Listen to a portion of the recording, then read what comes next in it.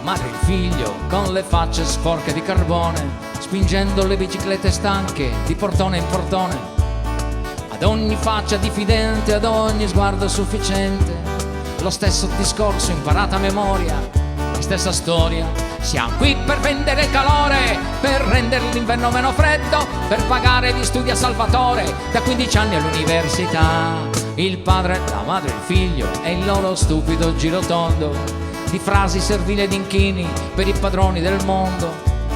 Ad ogni porta chiusa in faccia un dito nero su un altro campanello, altri chilometri sulla via della sognata borghesia.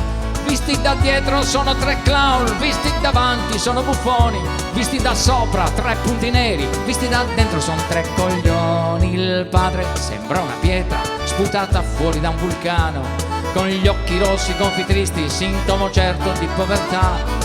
La madre non ha più forma, è solo un mucchio di stracci spenti, con le scarpe rotte davanti, in testa il sogno della città. E il figlio non è da meno, lo sguardo ebete in fondo agli occhi, la fame cronica nello stomaco e 4 toppe d'arlecchino. L'unica figlia sbarca il lunario con una vita corretta e sana, fuori paese, sotto gli ulivi a giorni alterni, fa la puttana. Certo non è una vita da invidiare questa qua, han già spremuto come un limone tutta la felicità. Non c'è allegria neanche a febbraio sul fuoco delle feste, nel calderone con favelardo che annega tristemente. Poi un giorno la madre e il figlio, già il padre non c'era più, narrarono con lo sguardo più che mai dimesso e afflitto che il capofamiglia il giorno prima era impazzito e s'era messo a sbattere i panni sporchi sulla strada, con una luce strana nello sguardo da demente, con ampi gesti da senatore si è rivolto alla gente.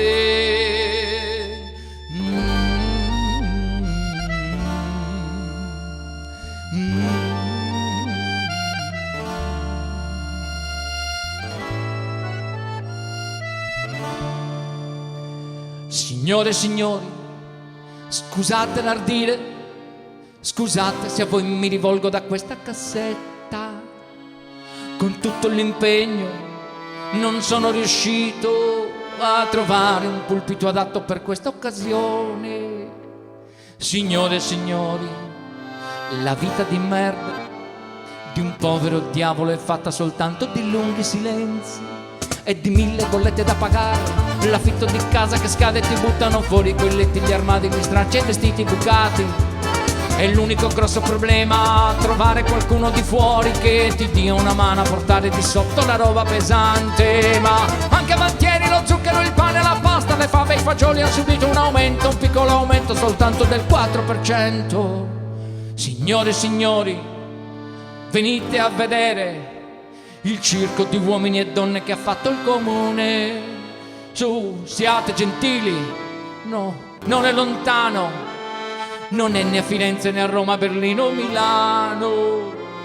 È qui a 4 passi, un po' fuori paese, la nostra baracca da 36.800 lire al mese. Signore e signori, venite a vedere le pulci ammaestrate, le piattoli, i topi, le cimici e l'umidità, in un'unica stanza con bagno, 6 letti in coma, una credenza cucina trovata per strada, buttata il 31 dicembre di 6 anni fa. È vero, ci stiamo un po' stretti, voi forse direte che manca l'igiene, che vivere tutti anche in 4 pressati in un letto è dannosa la moralità. Ma anche avantieri lo zucchero, il pane, la pasta, le fave e i fagioli hanno subito un aumento, un piccolo aumento soltanto del 4%.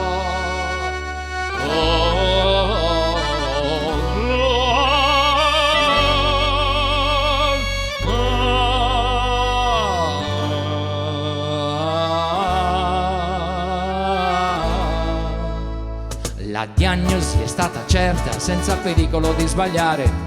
L'ha detto il veterinario, è pazzia, da poco mangiare. Signora Sofia non pianga, dove andrà ora starà benone. Al manicomio comunale, quasi ogni giorno c'è il minestrone.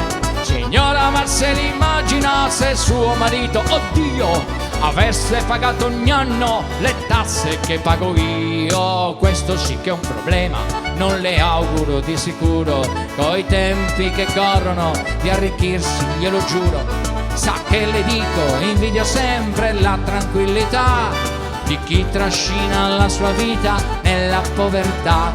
Su via, non sia ridicola che dice, sa bene che non posso lasciare la mia vita per buttarmi nel suo fosso. La la la la la la, la la la la.